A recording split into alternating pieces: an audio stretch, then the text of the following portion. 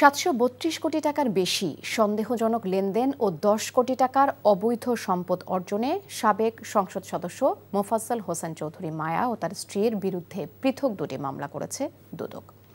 দুপুরে দুদকের প্রধান কার্যালয়ে সংস্থাটির মহাপরিচালক আক্তার হোসেন জানান, মোফাজ্জল হোসেন চৌধুরী মায়ার 16টি ব্যাংক হিসেবে 255 কোটি 12 লাখ 20 হাজার টাকা জমা ও পরবর্তীতে উত্তোলন করার অপরাধ অনুসন্ধানকালে প্রমাণিত হয়। তার স্ত্রীর নামে থাকা অসঙ্গতিপূর্ণ সম্পদের পরিমাণ 8 কোটি টাকার বেশি পাওয়ায় তাদের দুইজনের বিরুদ্ধে পৃথক মামলা করে সংস্থাটি। এদিকে রেলওয়ের লাগেজ ভ্যান প্রকল্পের নামে রাষ্ট্রের 358 কোটি টাকার ক্ষতি সাধনের অপরাধ অনুসন্ধানকালে প্রমাণিত হওয়ায় রেলের সাবেক ডিজি শামসুজ্জামান সহ 6 জনের বিরুদ্ধে মামলা করেছে দুদক।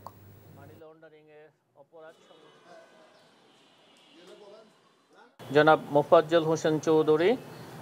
এর ক্ষমতা অপব্যবহার করে প্রভাব ও আর্থিক সহায়তায় জ্ঞাত আয়ের উৎসের সাথে অসঙ্গতিপূর্ণ